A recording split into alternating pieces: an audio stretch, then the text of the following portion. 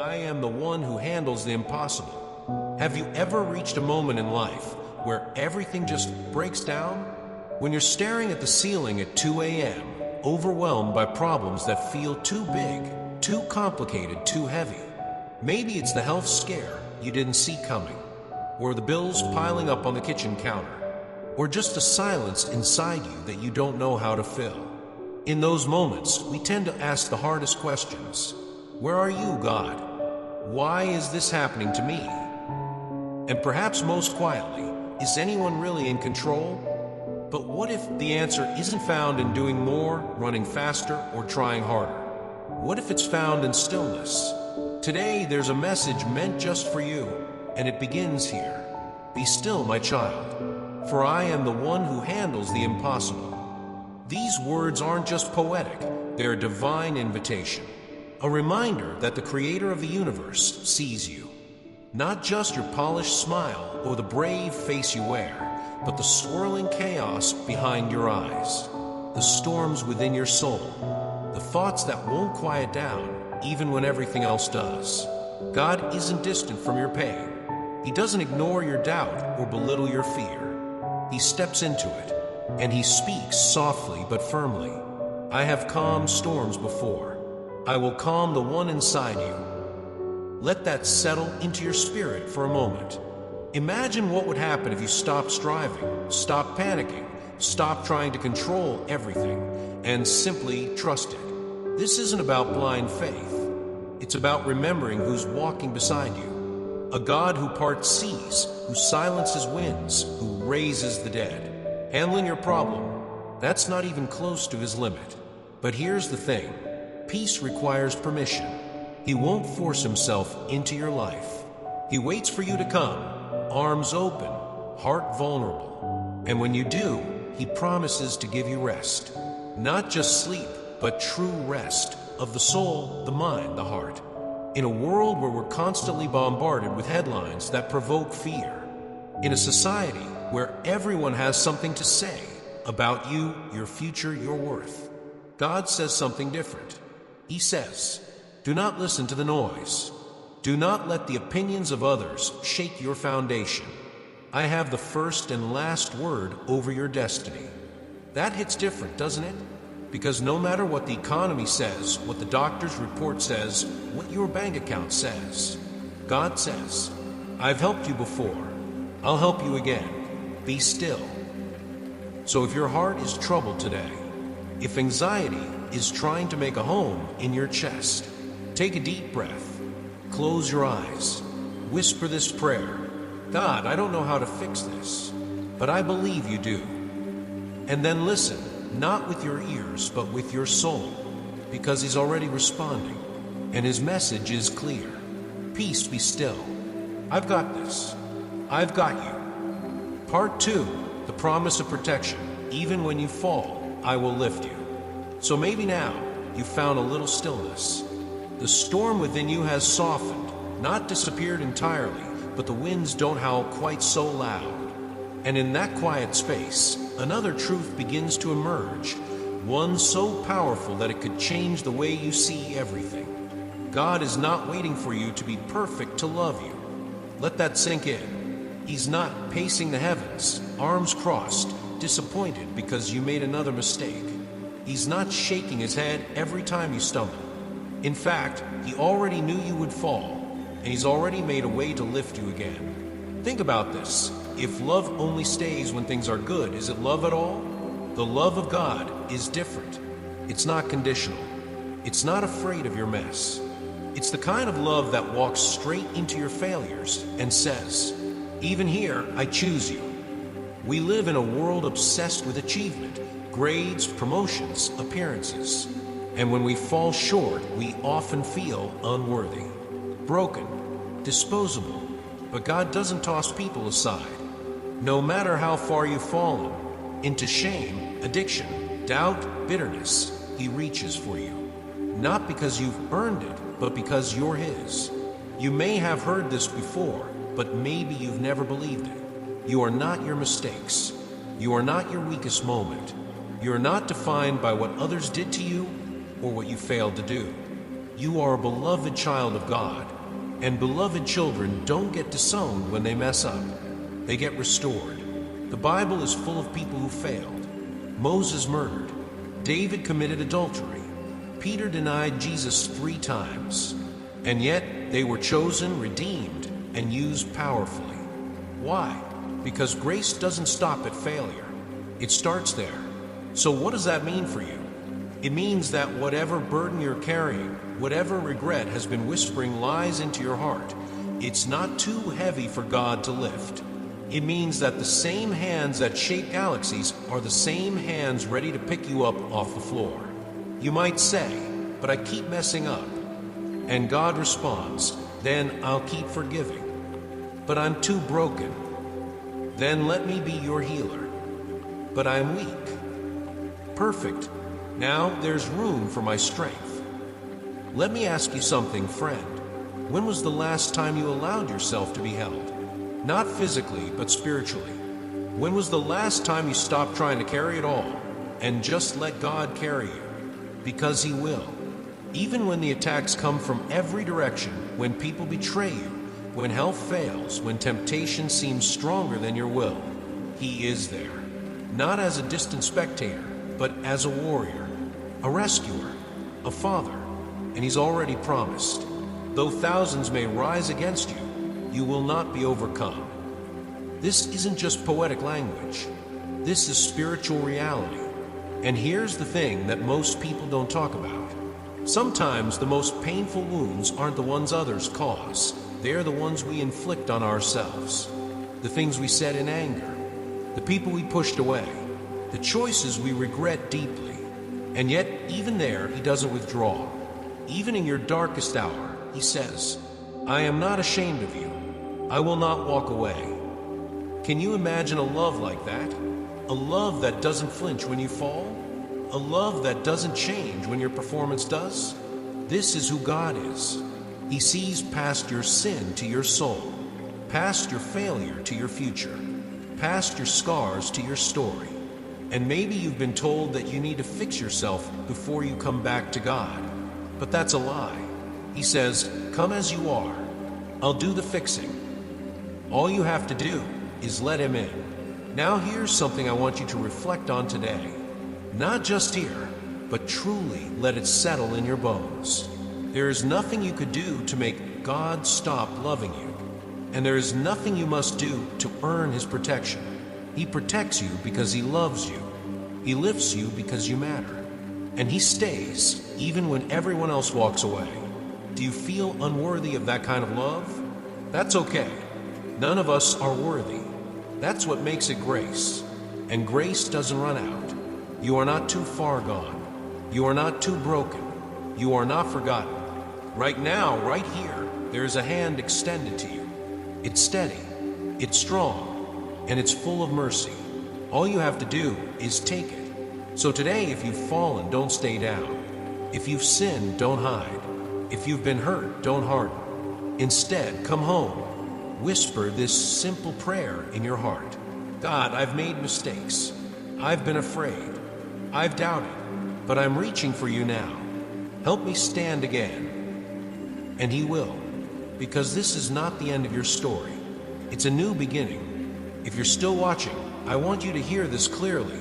You are deeply, eternally loved. No matter your past, God has a future for you. Stay with us. In the next part, we'll talk about your purpose, why you were chosen, and what it means to live as a light in the dark world. Part 3, you were chosen, the mission and worth of the faithful. So now that you've stood up again, maybe with trembling knees, maybe still wiping tears, here's the question that remains. What now? You've been forgiven. You've been lifted. But is that all? No, that's just the beginning. Because you, my friend, are not just someone who received grace. You are someone called to carry it. And that calling, it's not random. It's not reserved for the special or holy. It's for the humble, the broken who got up again. It's for the ones like you and me. You were chosen, not just to survive, but to shine. See, there's something beautiful that happens after the storm, after the healing. You begin to realize your scars weren't just for you. They tell a story. They point to the healer. Have you ever noticed how people open up more to someone who's been through pain? They don't need a perfect person. They need a real one. And that's where you come in. Because when someone sits across from you, quietly breaking, and you say, "I've been there too," suddenly they see hope. When you speak of grace not as a theory, but a lifeline, suddenly they feel seen. And when your life reflects a peace that doesn't match your circumstances, they wonder where that light comes from. That light, my friend, is Christ in you. The same God who lifted you now calls you to lift others, to be a voice in the noise, a hand in the dark, a reflection of the very love that rescued you. And that's not a burden, it's a privilege. It means your life has meaning, eternal meaning. You might not be a preacher or a pastor. You might not stand on stages or hold degrees in theology.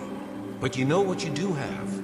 A story, a testimony, a heart that knows what it feels like to fall and be picked up by grace.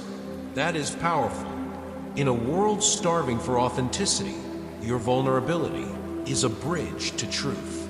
In a world addicted to criticism, your compassion is a revolution. In a world that's quick to give up on people, your persistence in love is a revelation. You were not chosen to blend in. You were chosen to stand out in kindness, in courage, in quiet faith. But let's be honest, living that way is hard, isn't it? We're tempted to shrink back, to stay silent when we see suffering, to walk past when someone is struggling, telling ourselves, "It's not my place." But it is your place, because you've been where they are. You've felt the weight. You've heard the whispers of worthlessness, and you know the voice that silenced them. Now it's your turn to be that voice for someone else. The mission of the faithful isn't about grand gestures. It's not about preaching to thousands. It's about showing up for one hurting friend, one discouraged neighbor, one lonely soul scrolling through life, wondering if anyone sees them. You do, and through you, God does. So, how do you step into that mission? It starts with prayer. Simple, quiet, honest. Each morning, before you check your phone or start your day, take a moment to say, "Lord, here I am. Use me today. Make me a light in someone's darkness." Then listen, watch, because when you make yourself available, God sends opportunities. A phone call you didn't expect, a stranger who suddenly opens up, a moment of clarity when someone needs exactly what you've lived through. These aren't coincidences. These are assignments. And you don't need to know everything to respond. You just need to care. Now, maybe you're thinking, "But I'm still healing." Yes, and that makes you even more powerful. Because people don't need a savior in you. They need someone who can point to the Savior. Let me ask you this. What would the world look like if every person who had encountered God's grace actually lived like it? Can you imagine a ripple effect? Homes would heal. Forgiveness would flow. Fear would fade. And it would all begin with someone like you. Someone who said, "I've seen the goodness of God, and I can't keep it to myself." It's a mission worth living for, worth fighting for. But let's not sugarcoat it. It won't always be easy. You'll face critics. You'll feel tired. You might even question your impact. But here's the truth. Faithfulness is never wasted. Every seed of love you plant, every word of truth you speak, every act of kindness you give, it matters. Even if you never see the result, He does. God keeps every tear, every prayer, every sacrifice. And nothing given in love is ever lost.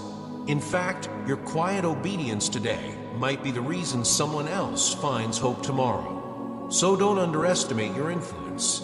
Don't let the enemy convince you that you're not good enough, strong enough, wise enough. Because God doesn't call the qualified, He qualifies the called. And if you've been called, that means He's already equipped you with everything you need. You have the Holy Spirit. You have your testimony. You have love. And love changes everything. You were not saved to sit on the sidelines. You were saved to run the race, to be salt and light, to bring heaven a little closer to earth, one day, one word, one person at a time. And here's one more thing. You were chosen for such a time as this. Not by accident, not by default, but by divine appointment. You live in this generation, in this moment, for a reason. Your compassion is needed. Your strength is needed. Your story is needed. So stand up and shine. Not for applause, not for recognition, but because the world is dark and light always wins. And if you ever feel overwhelmed, unsure, or small, remember this. Even the smallest candle can drive out the deepest darkness. So don't stop. Don't give up. Don't believe the lie that says your part doesn't matter. Because it does. You do. And as you walk forward, imperfect but willing, God walks with you. He goes before you. He surrounds you. He speaks through you. You were chosen. You were called. Now you are sent. Folded hands take a breath. Let that truth fill your heart. And if this spoke to you, stay with us. Because in the next part, we'll talk about what it means to return, to realign with a supernatural life, and how to keep your faith unshakable even when the world tries to pull you away. Part 4, the call to return. Stepping into a supernatural life. Let's pause for a moment. In the quiet after the message, do you feel it? That soft pull on your heart? That whisper you can't explain? That inner knowing that there's more than what you see, more than what you've settled for? That's not coincidence. That's not emotion. That's God calling you back. Back, not to religion, not to guilt, not to performance, but to His presence, to something supernatural. You see, this journey of faith isn't just about going to church on Sundays or being a good person. It's about waking up to a new reality, a spiritual reality, where God walks with you, speaks to you, and moves through you. It's about learning to live not just by sight, but by faith. Not just by logic, but by truth. But the truth is, many of us drift. Not because we stop believing, but because we stop remembering. We get caught in the whirlwind of life, deadlines, worries, expectations. And little by little, our prayer life dims, our awareness fades, and our connection thins until we're living on spiritual autopilot. Have you felt that before? You still believe in God, but you don't feel Him. You know He's real, but your heart feels far. You want to pray, but you're too tired, too distracted, too unsure of where to even start. Friend, if that's you, I want you to know something very simple and very profound. You're not alone, and you're not lost. You're just being called home. God is not standing at a distance waiting for you to impress Him. He's standing close, reaching gently, whispering, "Come back to me. I miss you." Those words alone could soften even the hardest heart, couldn't they? Because whether you realize it or not, your soul has been longing for that return, for the place where peace flows without condition, where prayer isn't a duty but a lifeline, where you remember who you really are, not who society says you are, not who your past says you are, but who God says you are, His beloved, His chosen, His own. So how do we return? The answer is simple but powerful. We kneel, not always physically but inwardly. We bow the pride. We quiet the noise. We say, "God, I need you." And when we do, He shows up, not with lightning and thunder, but with comfort, with clarity, with the kind of peace the world can't manufacture. There's something deeply sacred about a person who stops everything and simply prays. In that moment, heaven leans in. Angels are dispatched. The atmosphere shifts. Why? Because when you pray, you're not just speaking into the air. You're tapping into divine power. And here's what I need you to know. You were created for this connection. From the very beginning, we were never meant to walk alone. Our hearts were wired for communion with the divine. And when we step out of that communion, when we live disconnected, distracted, or desensitized, something in us starts to dry out. We may still function. We may still smile. But the soul quietly wilts. That's why the return is so powerful. It's not just emotional, It's essential. You're not just returning to God, you're returning to yourself, the real you, the one alive with purpose, the one alert to miracles, the one anchored not in circumstances but in truth. And this return, it's not just about Sunday mornings or devotional time. It's about a lifestyle, a supernatural one, a life where your spirit is tuned to God's voice, where His Word is not just a book, but your sword, your compass, your light, where even in chaos you walk in calm because you know who holds your future. It's what Scripture means when it says, "My sheep know my voice." Do you know His voice? Not the voice of fear, shame, or anxiety, but the voice that says, "You are mine. I am with you. I will lead you." You might wonder, how do I hear Him again? And the answer is both simple and sacred. Quiet the noise. Turn off the news. Step away from the gossip. Put your phone down. Open your heart. Sit in silence and just say, "Speak, Lord. I'm listening." You'll be amazed at what happens in the quiet. Clarity returns. Peace returns. Joy returns. But more than anything, you return.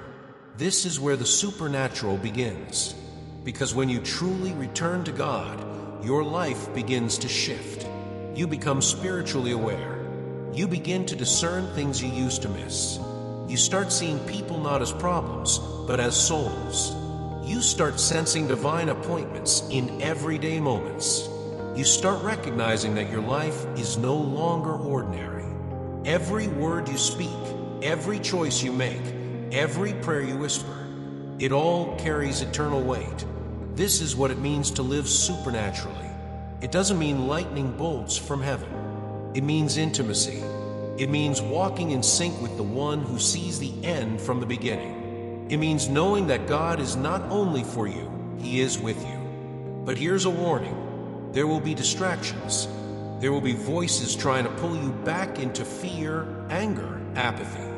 That's why God gave us His Word, not just for theology, but for warfare.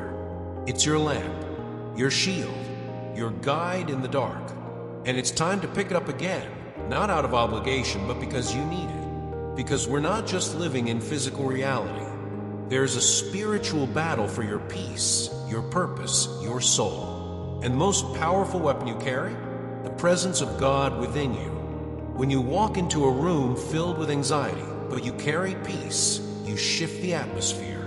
When others are consumed by fear, but you walk in quiet confidence, you testify to a higher truth. You become a living invitation to the supernatural. But this begins with returning to prayer, returning to truth, returning to the God who never left you. And here's what happens when you do. Your family notices the change. Your co-workers feel something different in your presence. Even your own mind becomes more clear, more focused, more rooted. Because when you realign with God's heart, everything aligns. And don't worry if you're not there yet. The return doesn't have to be dramatic. It can start with a whisper. "God, I've wandered, but I want to come back." That's enough. He doesn't need you to perform. He just needs you to say yes. So say it now in your own words. "I want to return. I want to live with you, not just on Sundays, not just in emergencies, but every day." That's how the supernatural life begins. Not in a stadium, not in a revival tent, but in the quiet place where your knees touch the ground, your heart opens wide, and heaven hears you say, "Here I am, Lord. Lead me." And when you do, He answers, not always with signs and wonders, but with assurance, with direction, with transformation. You'll know because things will begin to shift. Doors will open that you didn't even knock on. Peace will come when there's no earthly reason for it. Ideas, insight, wisdom, they'll begin to flow. And more than anything, you'll feel Him again. Close, present, constant. Because the return was never about geography. It was about posture. And now you're home. You've made it this far. This moment isn't an accident. If something inside you is stirring, that's the Spirit moving. Don't brush it off. Let it lead you deeper. into truth, into transformation, into a supernatural walk with God. In next part, we'll talk about how to prepare for the life God is building for you, how gratitude, healing, and daily alignment shape the next chapter of your story. Part 5, Preparing for a New Life, Gratitude, Healing, and Daily Alignment. So now you've returned, quietly, wholeheartedly, maybe not perfectly, but honestly. And in that return, something has shifted. Your heart is no longer wandering. Your soul is no longer numb. You've stepped back into the presence of the one who never stopped waiting. But the return is only the beginning. Because when you come home to God, He doesn't just welcome you in. He begins preparing you, not for more of the same, but for something new. A different kind of life. A life rooted in peace, guided by purpose, and empowered by His Spirit. And here's the first step in preparing for that life. Gratitude. Now I know, we hear a lot about gratitude these days. It's almost become trendy. But this isn't about positive thinking or spiritual cliches. This is about posture. Because when you stop to give thanks, you're doing something sacred. You're shifting your focus from what's missing to what's present. From scarcity to sufficiency. From fear to trust. Gratitude is your soul's way of saying, God, I see you, even here, even now. And that single choice of seeing Him opens the door for everything else to flow. Think about it. Every breath you take is a miracle. Every heartbeat is a gift. The roof over your head, the food in your kitchen, the people who care for you, even the strength to endure what you've been through. That's grace. And when you start naming those blessings out loud, something happens inside. Worry starts to lose its grip. Anxiety quiets down. Faith rises. Why? Because you're no longer rehearsing your problems. You're remembering your provider. You're saying with your heart, God, you've been faithful, and I trust you to keep being faithful. That mindset prepares you for a supernatural life because it tunes your heart to recognize God's hand even before the breakthrough comes. You stop waiting for the big miracle to feel blessed. You realize you're living in miracles every day. So here's a challenge, simple but powerful. Every morning, speak 5 things you're grateful for, out loud. It could be small. I'm thankful for this bed, for the sunlight, for clean water, for my child's laughter, for the peace I feel right now.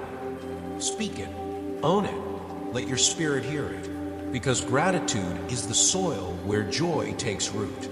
And when you water that soil daily, something begins to grow. But gratitude alone is not the end, it's only the first step. The second step in preparing for the life God wants to give you is this: healing. Now, I know that word can feel heavy. We all carry wounds, some from childhood, others from heartbreak, betrayal, disappointment, or loss. Sometimes those wounds are physical, but often they're invisible.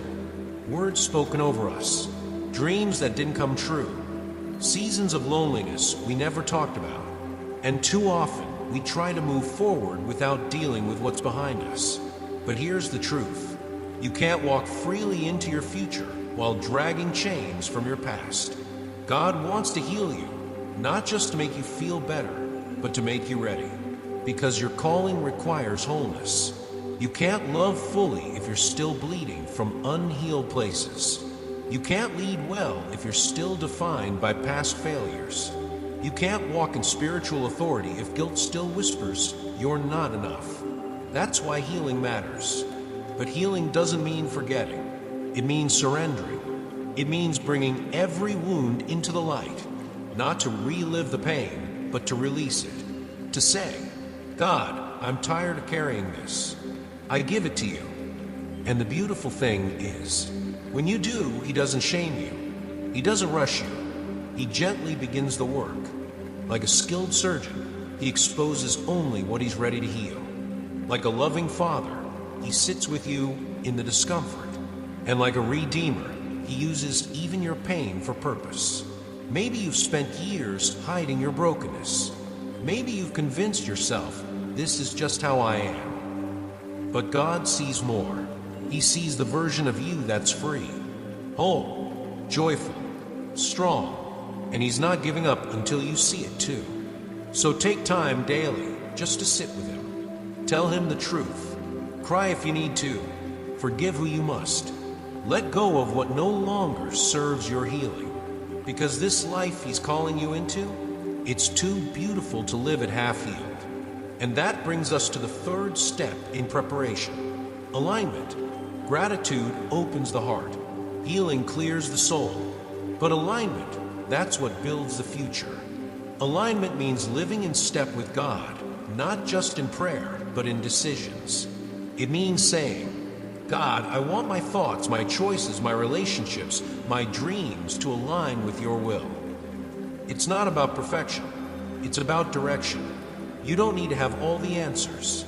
You just need to keep moving toward the one who does. When your heart is aligned with God's truth, you begin to walk in power. You begin to discern what's real and what's distraction. You start choosing peace over popularity. You start pursuing purpose over pressure. And slowly but surely, you become unshakable. Not because life gets easier, but because your soul is anchored. Anchored in truth. Anchored in love. Anchored in the one who never fails. And from that place of alignment, miracles start to flow. Relationships begin to heal. Doors begin to open.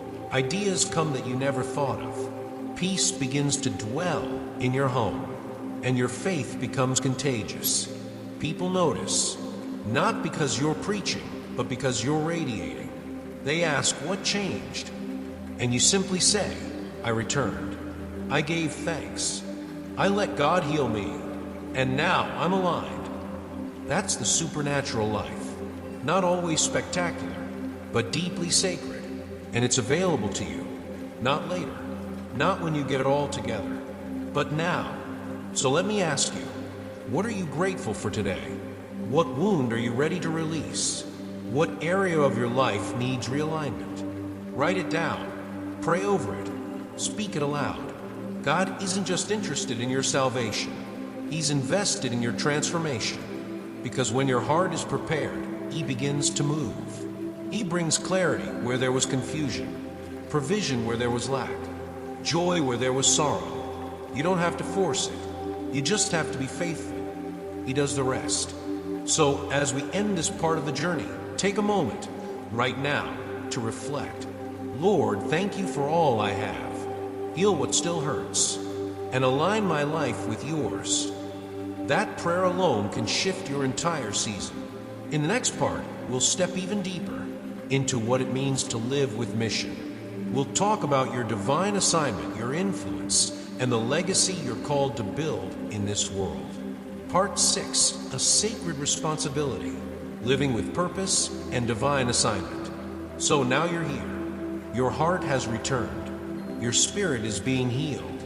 And your life, little by little, is becoming aligned with something far greater than yourself. But as you begin to walk in this new way of living, one question will eventually rise to the surface. Now that I've received this love, what do I do with it? And God's answer is simple but weighty. You carry it. You give it away. Because the grace you've received was never meant to stay in your hands.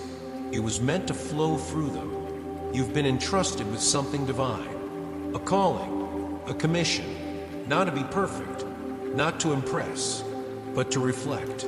To reflect the very heart of God in a world that's forgotten what love looks like. And that's not a metaphor. It's a mission. You were chosen, equipped, and anointed to live with purpose, not just to survive your days, but to shape them. To leave fingerprints of heaven on everything you touch.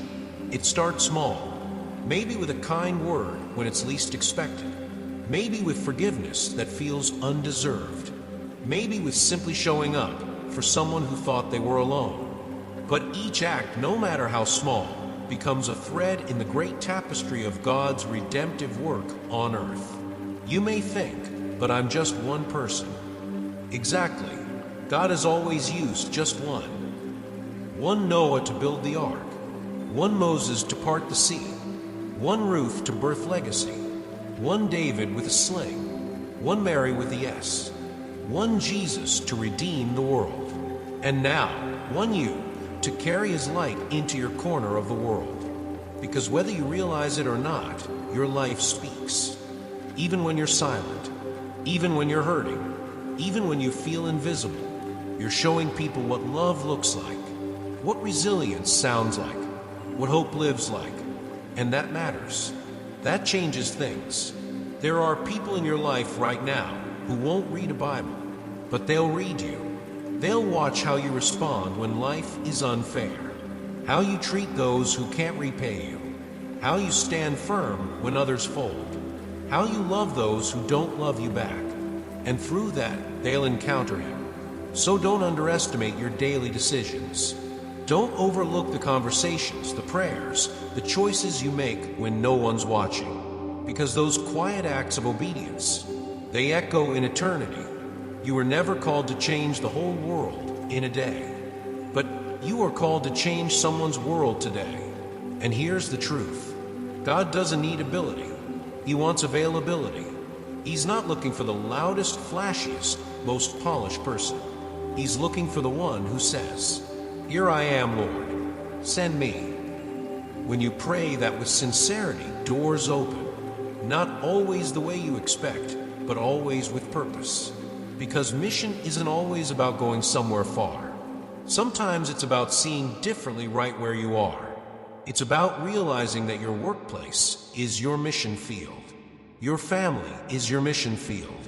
That store clerk, that friend, that neighbor who seems distant, they're all part of it. Mission is not something we step into.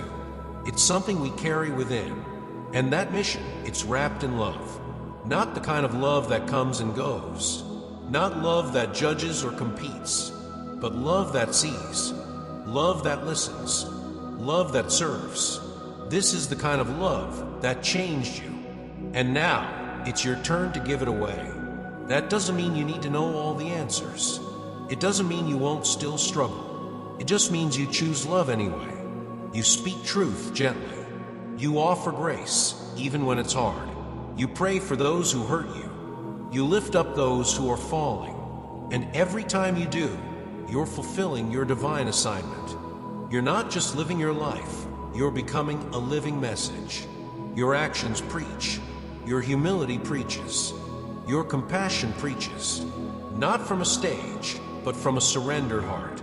And God uses that. He uses the mother who quietly teaches her children faith. The friend who stays up all night just to be present. The man who chooses integrity when it would be easier to cut corners. The woman who forgives again because she knows who she belongs to. These people, the unseen ones, shake heaven. And you are one of them. You are part of a generation rising, not with pride, but with purpose. Not with flashy credentials, but with fire in the soul. A people not chasing influence, but impact. Not fame, but faithfulness. Not applause, but obedience. You are the light in your family. You are the one standing in the gap. You are the one holding up others when they can't hold themselves. And even when you feel weak, God says, "That's where I am strong." So don't be afraid of your assignment. Don't minimize your influence. You were handpicked for this moment in history. God could have placed you in any century, any place, any family. But He chose now. He chose here. He chose you because the world doesn't need more noise. It needs light. It needs truth. It needs love that's real, love that looks like Jesus. And you carry that. You don't have to try to be someone else. Your story is enough.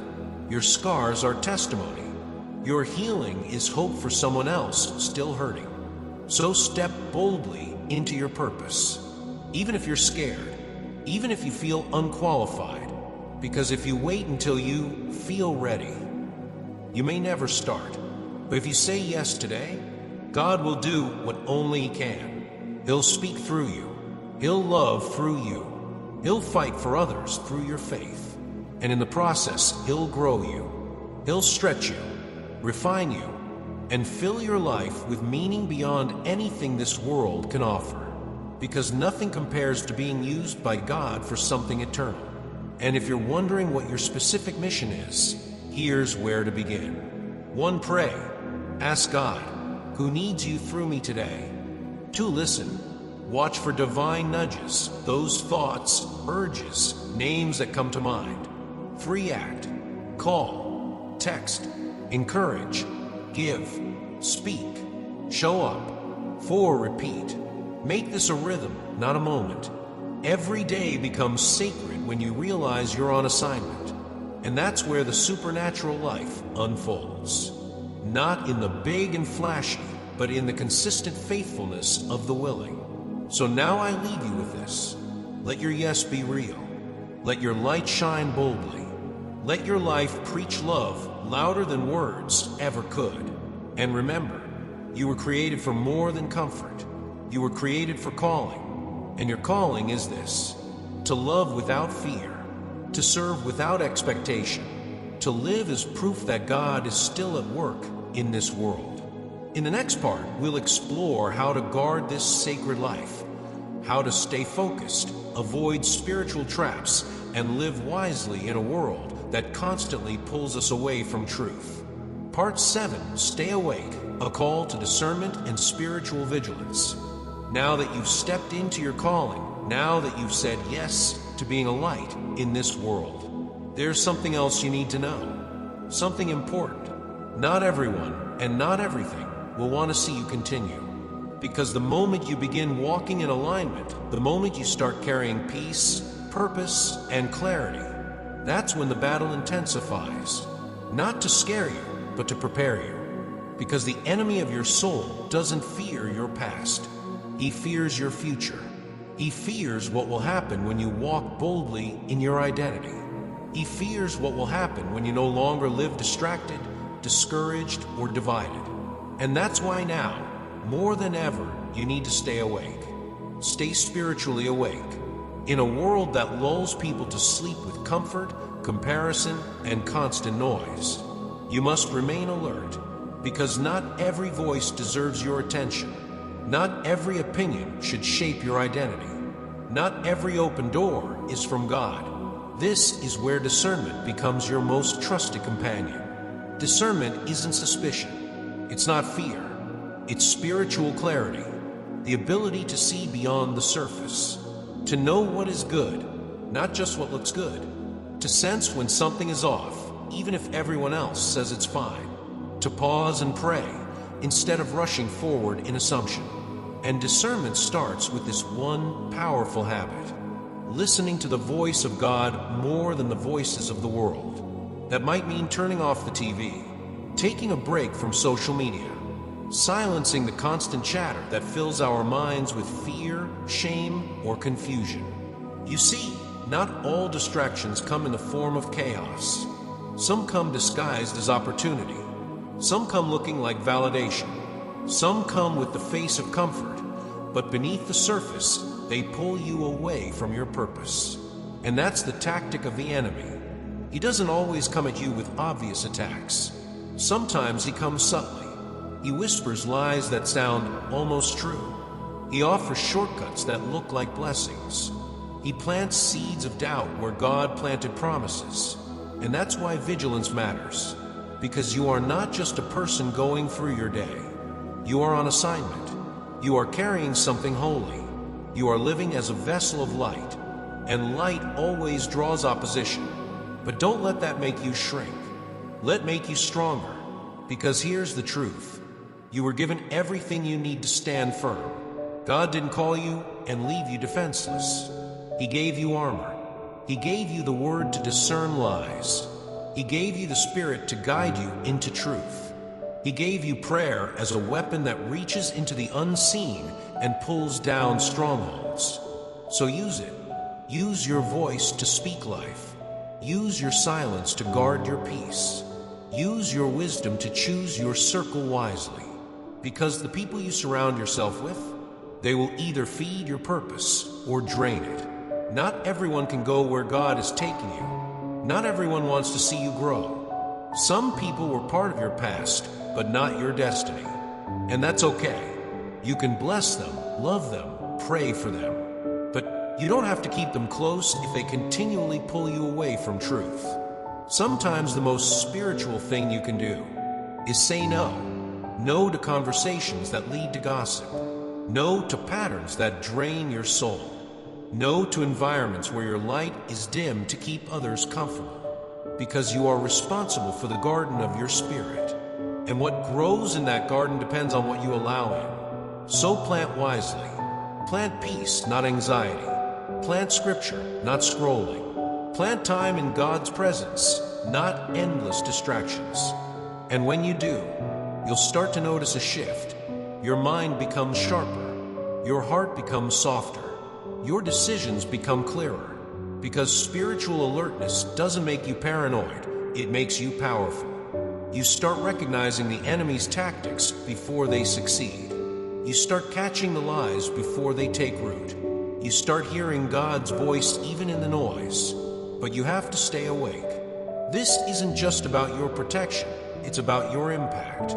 Because when you fall asleep spiritually, the people you're called to reach miss their encounter. When you lose your fire, others stay cold. When you forget your authority, darkness gains ground it never deserved. You were never meant to just get through life. You were meant to walk through it aware, equipped, empowered. So guard your heart. Guard it against bitterness, against pride, against apathy. Because a hardened heart can't hear God clearly. A distracted heart can't respond when He calls. And your assignment is too valuable to be lost in emotional fog. This is your moment to rise, not just in passion, but in discipline. To say, I will not let the enemy steal my focus. I will not allow confusion to rule my decisions. I will not let exhaustion silence my worship. Because God is doing something in you and through you, and the enemy knows it. That's why he's trying to distract you. If he can't destroy you, he'll try to delay you. If he can't delay you, he'll try to discourage you. But here's the thing. He doesn't get the final word. Your story is being written by a faithful author, and that author is still turning pages, still revealing purpose, still opening doors. But you must stay awake. You must remain in the Word daily, not just when life is hard. You must cultivate a prayer life that isn't just reactive, but relational. You must walk with people who feed your spirit, not your ego. And you must guard your time like it's sacred, because it is. This doesn't mean living in fear. It means living ready, prepared to respond when God speaks, prepared to resist when temptation comes, prepared to shine even when the world goes dark. Because make no mistake, the world is growing darker. But you're growing brighter. And darkness has never overcome light. So be bold, be watchful, be grounded. This is not a season to blend in. This is a season to stand out, not with noise, but with substance. Not with pride, but with purity. Not with arrogance, but with awareness. The enemy prowls, but you are anchored. And that anchor, God's love, His truth, His presence, will hold you steady in every storm. You don't have to fear deception when you're saturated in truth. You don't have to fear temptation when you're filled with purpose. You don't have to fear falling when you're walking hand in hand with the one who lifts you. So today, ask yourself, what distractions need to be cut off? What voices have been too loud in my spirit? What practices do I need to return to so I can stay spiritually awake? Maybe it's rising earlier to pray. Maybe it's fasting from something that's become too central. Maybe it's recentering your heart every hour with a whispered, God, keep me close. Whatever it is, do it, because what's ahead of you requires strength, requires wisdom, requires vigilance, but most of all, it requires faith. And faith isn't just believing God can, it's trusting He will and acting like it. So walk today with eyes wide open, ears tuned, spirit alert. You've come too far to fall asleep now. Folded hands, take a deep breath. Reflect. Commit. In the next part, we'll enter the final stretch. How to finish strong. How to embrace the victory, joy, and inheritance God has promised you. not just someday, but starting right now. Part 8, the triumph of faith, embracing the fulfillment of God's promises. You've walked this journey with open hands. You've returned. You've been healed. You've realigned. You've stepped into your purpose, stayed alert, and fought the quiet battles no one else could see.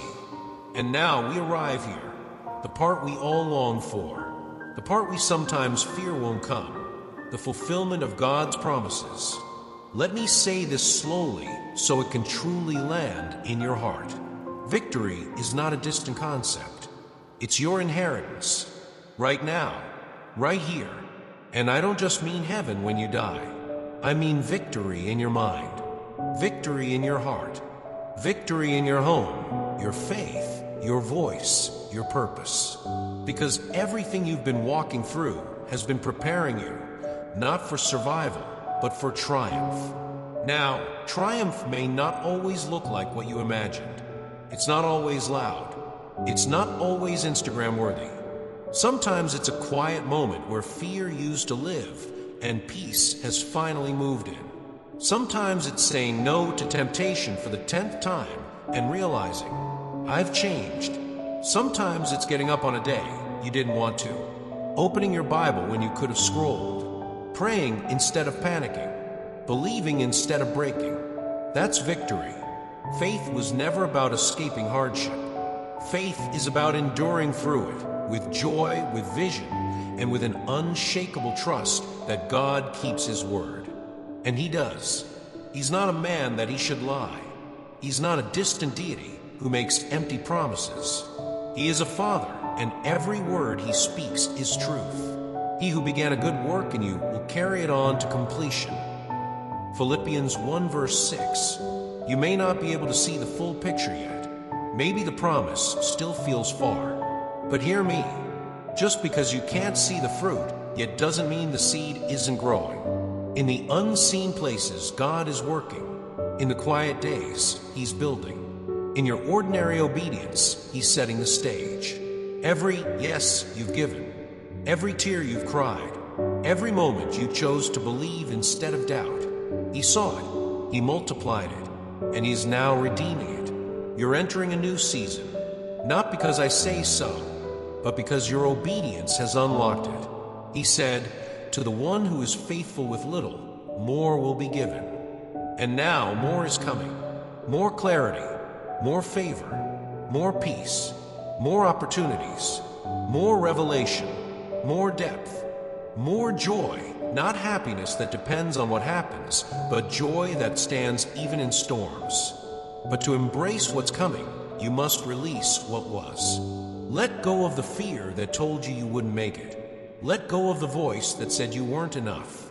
Let go of the timeline you forced on yourself. God's timing is never late.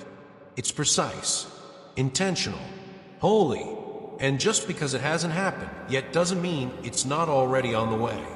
There's a story in the Bible of a man named Abraham. God gave him a promise that he would become the father of many nations. But the years passed and passed and passed. Still no child. At one point, it seemed ridiculous to keep hoping, but Abraham did. The book of Romans says this about him. Against all hope, Abraham in hope believed, being fully persuaded that God had power to do what He had promised. Romans 4 verses 18 and 21. And that's what I want for you. Not just faith when it's easy, but faith that fights. Faith that refuses to give up, even when everything screams, it's over. Because faith isn't a feeling, it's a decision. A decision to believe that what God said still stands. Even if it's delayed, even if others don't understand, even if you've doubted along the way. God never required you to be perfect. He just called you to keep showing up. And you have. So now, receive what's yours. That promise that felt too big, it's coming. That breakthrough that seemed impossible, it's unfolding. That healing you almost gave up on, it's being completed. That dream you buried years ago, He's breathing on it again. Because when God says, it is time, nothing can stop it. Not fear, not failure, not what others did. not what you didn't do. Nothing. You are about to see fruit from seeds you forgot you planted. Doors will open you didn't even knock on. Rooms you thought were locked forever will suddenly invite you in. People will ask, "How did this happen?" And all you'll be able to say is, "It was God." Because it was never about you being qualified. It was always about you being called. And the one who calls you is also the one who completes what he begins. Now, let me speak to the part of you that still feels hesitant. The part that wonders, do I really deserve this? No, but it was never about what you deserve. It's about what Jesus paid for. His blood didn't just purchase forgiveness. It purchased freedom. Freedom to walk boldly. Freedom to receive with confidence. Freedom to live unapologetically chosen. So don't sabotage your season with self-doubt. Don't cancel God's promises with your own insecurity. He says, "You are more than a conqueror. You are seated with me in heavenly places. You are the head and not the tail. I've given you the keys of the kingdom. So act like it, pray like it, dream like it, live like it, because the world needs what you carry. Your story is a lifeline to someone else. Your healing is a mirror to those still hurting. Your breakthrough is a signpost that says, God still moves, God still sees, God still saves." So now walk forward. Don't tiptoe. Don't apologize. Rise with courage, with conviction, with quiet confidence that you are exactly where you're supposed to be. This is not the end of your journey, but it is the start of your fulfillment, the start of walking in every promise God whispered in the dark, the start of standing tall, not in pride, but in purpose, the start of reaping what you've sown in tears. Because those who sow in tears, they reap with joy. That's the promise, and this is the season. So I want you to say this out loud right now. God, I receive what you have for me. I will not shrink. I will not run. I will not doubt. I trust you, and I believe this is my time. That prayer, heaven hears it, and all of heaven stands behind it. Now go, live bold, love deeply, lead with humility, and carry the kingdom wherever you go. Folded hands, thank you for walking this journey with me. This is not the end. This is your beginning. If this message has stirred your spirit, if it has spoken to something deep within you, I invite you to share it. Let someone else be blessed. Let someone else remember that they are seen, chosen, and victorious. And as always, keep walking with God. He's not done with you yet. Your best is not behind you. It's right in front of you, and it's bigger, brighter, and more beautiful than you ever imagined. Let's go. Amen.